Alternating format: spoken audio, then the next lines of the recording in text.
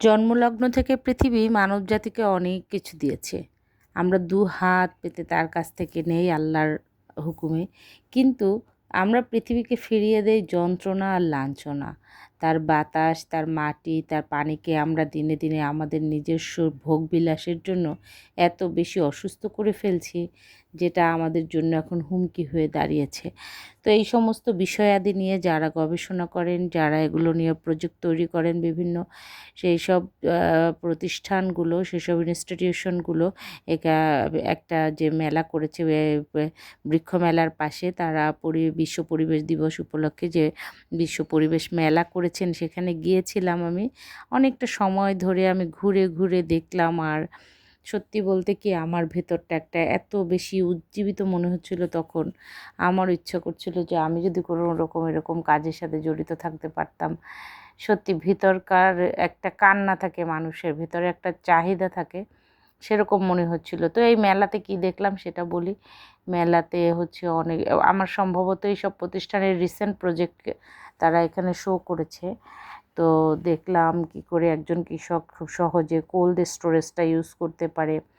দেখলাম সেখানে সবার সাথে যে কথা হয়েছে তা না, অনেক প্রজেক্টের মিনিংও বুঝি নাই বা তাদের সাথে কথাও বলা হয় নাই, কারণ এতটা সময় ছিল না। যতগুলো কথা আমি বলেছি যে সব স্টলগুলোতে দেখেছি যে পরিবেশ বান্ধব প্রোডাক্ট নিয়ে তারা কাজ করছে, আর কী কী উপকরণ আমরা ব্যবহার করলে আমাদের পরিবেশটা দূষিত হবে না। যেমন কাগজের তৈরি কলম আমরা ব্যবহার করলে প্লাস্টিকটা ইউজ হচ্ছে না। তারপরে আমরা ব্যাগ ট্যাগ এসব যদি আমরা পাটজাত দ্রব্য দিয়ে ব্যবহার করি। তারপরে হচ্ছে এখানে দেখলাম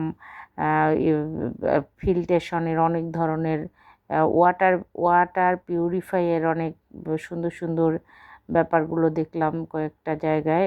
এক জায়গায় দেখলাম যে সেখানে হচ্ছে সানলাইট ইউজ করে যে সোলার সিস্টেমের মাধ্যমে একটা কমিউনিটির পানিকে কিভাবে পিউরিফাই করা যায়, টোটাল কমিউনিটি, সেরকম একটা প্রজেক্ট দেখলাম।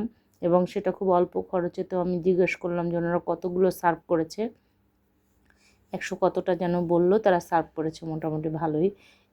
এটাও হয়তো বা খুব প্রচলিত প্রসেসে চলে আসবে।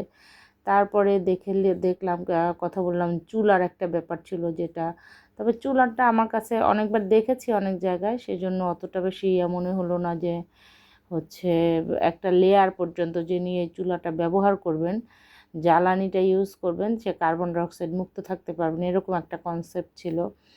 তারপরে অনেক অনেক প্রজেক্ট সেখানে, কি বলবো, কি করে পাট এবং তুলা জাতীয় জিনিস ব্যবহার করে আমরা পরিবেশকে সুরক্ষিত রাখতে পারি, যেগুলো পচনশীল।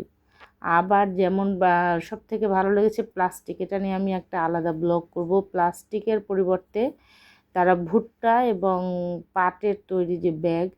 তো আমার একটা কোশ্চেন ছিল এটা, যে আমরা নাগরিকরা তো চাই এগুলো ব্যবহার করতে, তো আমরা এটা কি করে সব জায়গায় অ্যাভেলেবেল পাবো এটা? তো সদুত্তরটা উনি ওরকম দিতে পারে নাই গুছিয়ে, বা আমি হয়তো আমার প্রশ্নটা বুঝতে পারি নাই। তা আমরাও চাই এই সমস্ত প্রোডাক্টগুলো আমাদের হাতে আসুক সহজে, সহজলভ্যভাবে। আবার একটা ইরিগেশন প্রজেক্ট দেখলাম। ইরিগেশনের ক্ষেত্রে যে ওয়াটার লেয়ারটা মাপার একটা খুব সহজ পন্থা তারা আবিষ্কার করেছেন, এবং সেই একটা বাঁশের মাধ্যমে বিভিন্ন স্কেলিংয়ের মাধ্যমে তারা ইরিগেশনের জন্য তারা ওয়াটার লেভেলটাকে পয়েন্ট আউট করে তারা এখানে ওয়াটারের সাপ্লাইটা দিবে কীভাবে, যেটা কৃষকদের তারা অলরেডি ট্রেনিং দিচ্ছে। তো এই সমস্ত জিনিসগুলো দেখে আমার কাছে অনেক ভালো লেগেছে, এত ভালো লেগেছে যা কল্পনার বাইরে। তো আপনাদেরও, এখন তো মেলাটা শেষ হয়ে গেছে, পরবর্তীতে এরকম কোনো মেলার সুযোগ থাকলে আপনারা ঘুরে দেখে আসবেন। আর আমার তো সত্যি খুব লোভনীয় মনে হচ্ছে যে আরেকবার যেতে পারলে, আরও দু চারজনের সাথে কথা বলতে পারলে মনে হয় ভালো হতো। কিন্তু আমি একদম ওই মেলাটা শেষের দিকেই গিয়েছিলাম, যার ফলে আর খুব বেশি পেলাম না। অনেক ভালো লেগেছে আমার মেলাটা। তো ভালো থাকবেন সবাই, আল্লাহ হাফেজ।